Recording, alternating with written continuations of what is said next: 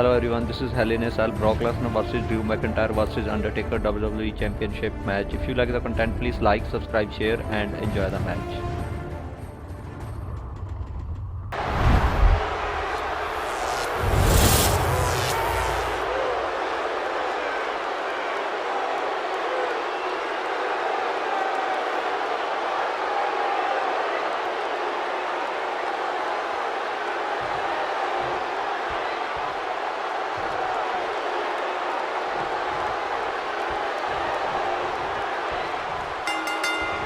Somebody's got hops. Incredible.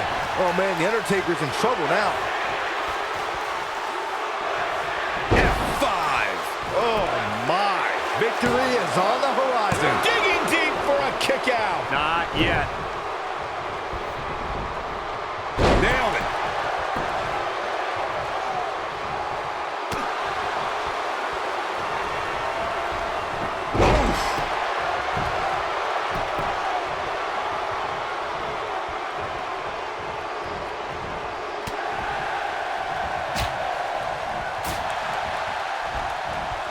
We all know the storied history of Hell in a Cell, but we'd be remiss if we didn't at least mention that the first time anybody laid eyes on this demonic structure. Great job escaping, trying to turn this thing around.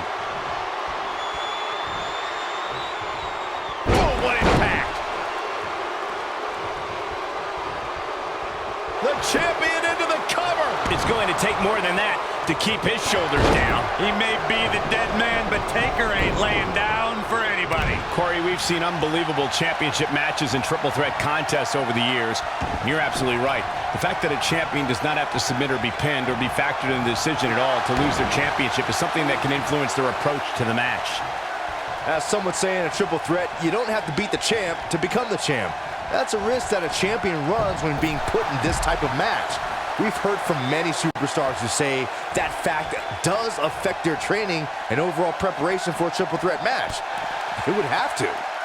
The tombstone drives Undertaker's opponent straight into the canvas. This devastating version of a pile driver has led the Phenom to countless victories and multiple championship reigns. He doesn't want to do this outside the ring. He looks for it once again. This might be it. Oh, my.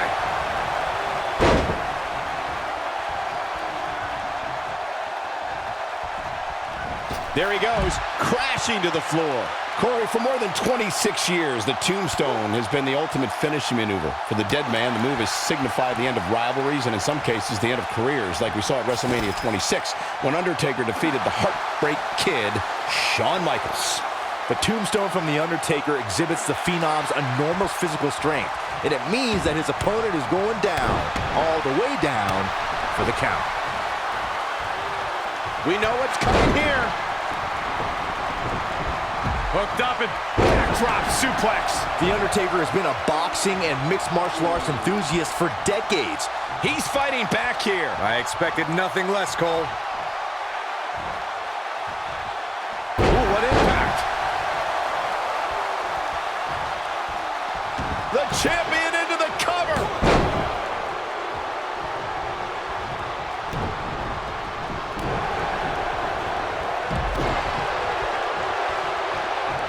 What a slam! Impactful. Will jar your spine. The Phenom has been seen in the crowd at many high-profile championship matches in boxing and mixed martial arts. It was in the early 2000s when Undertaker began to incorporate elements of the sweet science in the octagon into his offensive arsenal.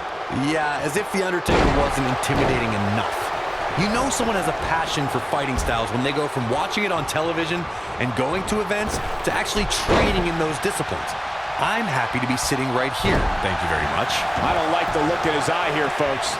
Guys, we oftentimes talk about the dangers of competing inside Hell in a Cell. But let's not forget these competitors aren't the only ones in there. It could be just as dangerous for the official as well. 20 feet up and no! There he goes, crashing to the floor. Beautiful technique. I agree with Michael's point on the dangers of this match. I mean, the environment is so brutal for all involved. Just go back to look at referee Tim White after he officiated one of those matches. Yeah, he was never the same after that. In fact, White said Hell in a Cell ruined his life.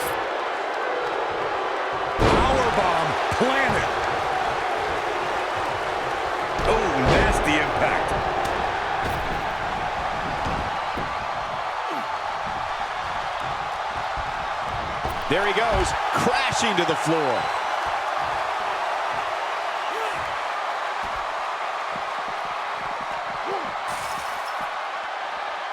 The Undertaker.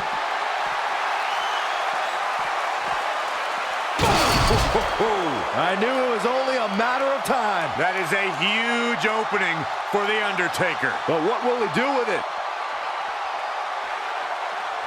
Oh, the old European uppercut. When this guy's on, look out. Ooh, the challenger not looking good right now. He can't be happy with how this is going right now. If he doesn't find a way to mount a sustained offense soon, you can bet this Hell in a Cell match will be over. And you can put a check in the loss column for him. He's not looking like himself right now, and I hate to say it, but this might be the beginning of the end for him here.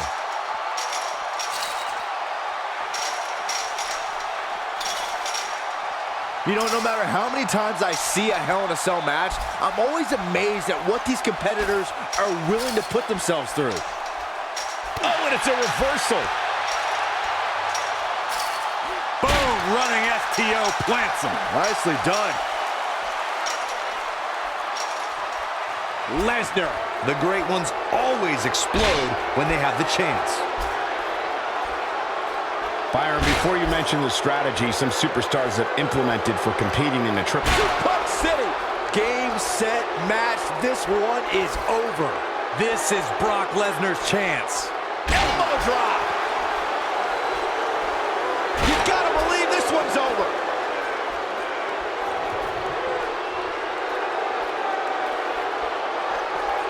And it's The Undertaker, able to break free. Harsh impact. Of course, guys, we all remember when the Hell in a Cell debuted in 1997 and how harrowing the structure looked. But it's worth noting that the cell has become even more ruinous in recent years. Close quarters. Whoa, The Undertaker dodged that one. Oh, slam! Oh boy, he is rolling. You know, Corey's point about the cell evolving in recent years is absolutely right. In fact, Byron, the structure is now well over 5 tons. And I believe that's more than twice as heavy as the original cell, Michael. And believe it or not, it's increased in height by nearly 5 feet.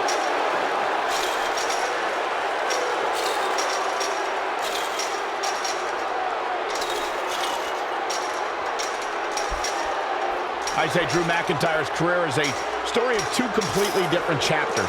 McIntyre himself would tell you his first chapter didn't quite go as planned, but boy, chapter 2 is a whole nother story.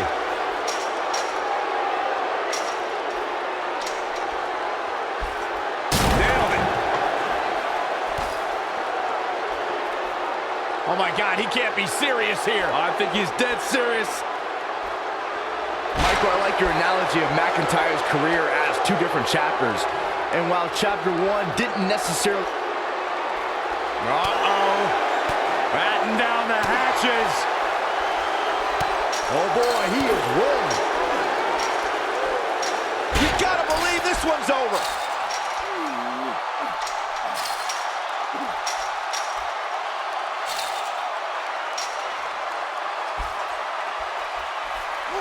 Guys, I don't think you can have a conversation about great Hell in a Cell moments without bringing up the name Shane McMahon. He really has become synonymous with cell insanity. Oh, right to the side of the face.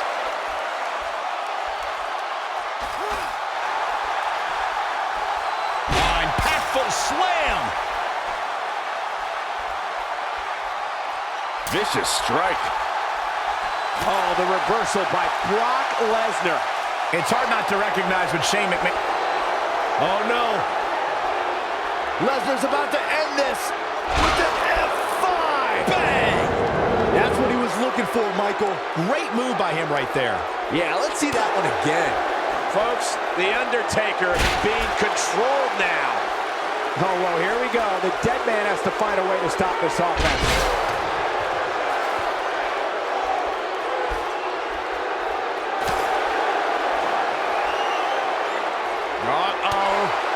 Batten down the hatches. Gentlemen, gentlemen, I think we can all agree that we've seen some pretty special moments over the years. But for me, few were more special than getting the opportunity to call the first ever women's Hell in a Cell match back in October of 2016. Undertaker's in trouble. This is going to be bad for the Undertaker.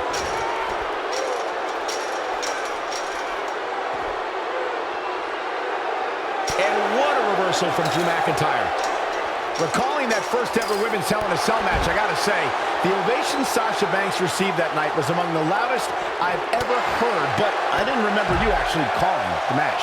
Yeah, that's what happens when you compete in your hometown, Cole, but ovations can only get you so far. And in the end, it was Charlotte walking away with the win, not Sasha.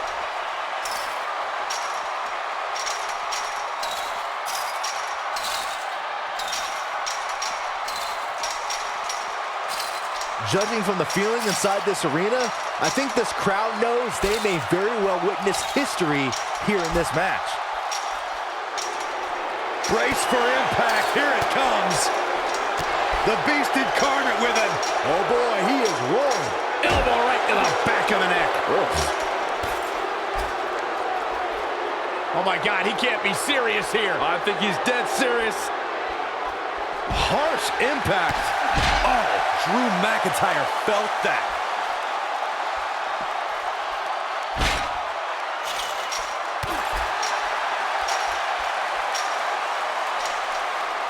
It's always important to get off to a strong start in a match. It's even more important to do that in a triple threat match, given that you're going up against two opponents at the same time.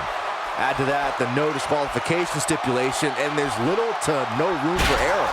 One mistake, and it can cost you a lot more than winning the match.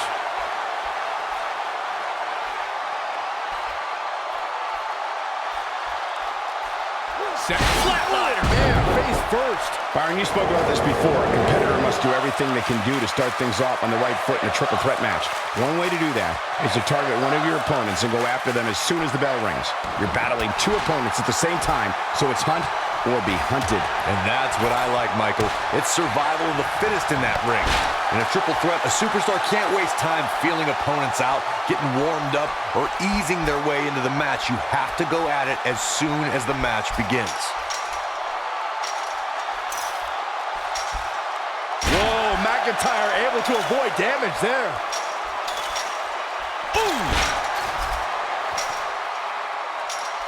Of course, guys, we all remember the 1998 battle between Mankind and Undertaker. And all these years later, fans still refer to it as one of the greatest Hell in a Cell matches of all time.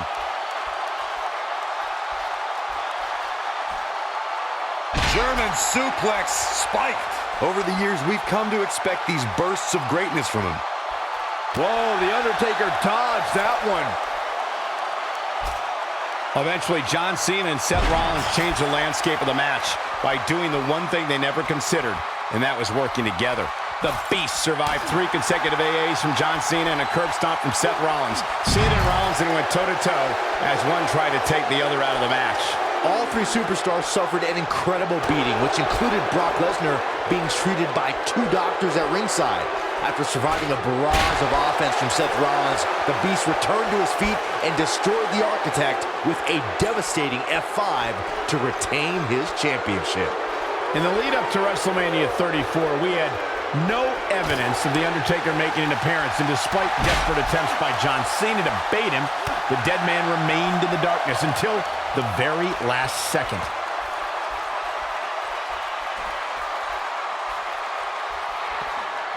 Oh no! Lesnar's about to end this! F5! Oh my! But he's running on fumes here. Does he have enough left in him to capitalize? Recalling WrestleMania 34, Michael, you said The Undertaker waited to the last second. For a long time, we were left to wonder if we had seen the last of The Undertaker in a match. We wondered if John Cena would get away with not only questioning the mystique of the Phenom, but also questioning his manhood. But if his career has taught us anything, it's that the dead man will continue to emerge when we least expect it. Bravado made way for fear rather quickly inside of Cena once he heard that gong echo through New Orleans. Real quick, let's remind everybody that there are no rules inside a Hell in a Cell, meaning the referee's sole job in this match. Brace for impact. Here it comes. With an F5. Bang! Wow, we might just be witnessing the end of The Undertaker.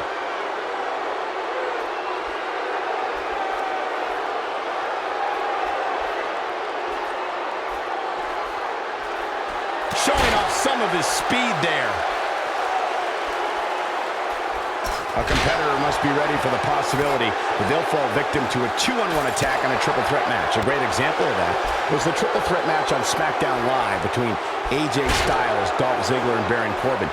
No one thought that Ziggler and Styles would work together to perform a double dive off the barricade that put Corbin through the Spanish announce table. And that's exactly what a superstar always needs to have in the back of their mind. That at some point, their two opponents will most likely join together and take them out. It's one of many occupational hazards that come with competing in a triple threat match. Into the powerbomb position now. And that's not necessarily where you want to be at this point in the match.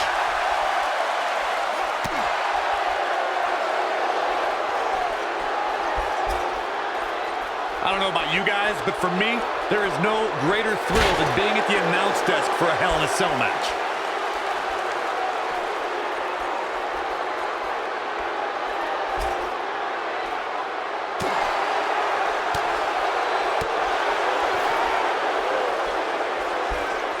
Brock Lesnar with a nice reversal. Ooh, earth-shattering spine buster. Oh, my God, what an elbow. You know, I'm a little surprised, Corey, to hear you talk about the thrill of announcing a Hell in a Cell match, considering you were there when Shane McMahon shattered the announce desk at Hell in a Cell 2017. I was there too, Michael, and I'll tell you, I will never look at Hell in a Cell matches the same after that. You were? Hooked up. Great power. Inverted suplex. That's worth another look. Yeah, I want to see that again.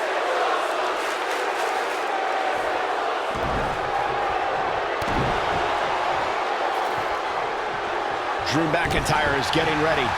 Of course, guys, we all remember when the Hell in a Cell debuted in 1997 and how harrowing the structure looked. But it's worth noting that the cell has become even more ruinous in recent years. Oh, haven't seen this in a long time. The old Ellis Slam. To think, I almost wrote him off earlier. Quickly into the cover with the title on the line. Champion. Yeah, I don't believe that he didn't win this match right there. Too soon. The no disqualification stipulation and that. Ooh, kick finds it. This is his opportunity to win this thing. F5. Oh, my. Just when you thought he had nothing left. He's got to be running on empty at this point. Wow, that's pure power, guys. With the F5. Bang. This one is over.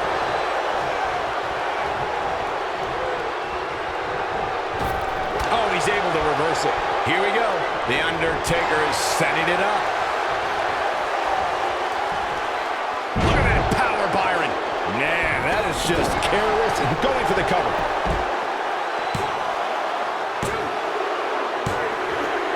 And Lesnar remains champion. The reign of the beast continues. Let's take a look at some of the action that proves Hell in a Cell is the most dangerous match in WWE. Look at him go. He was on point the entire match, as you can see here. Thanks for watching. Please like, subscribe, share, and stay tuned for more videos.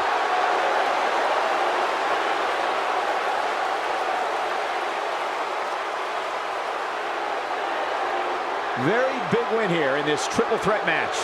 Michael, this was just a matter of one competitor being that much better than the other two on this given night. It's hard to ignore the buzz coming from this Tampa crowd tonight. I hope everybody at home enjoyed this match as well.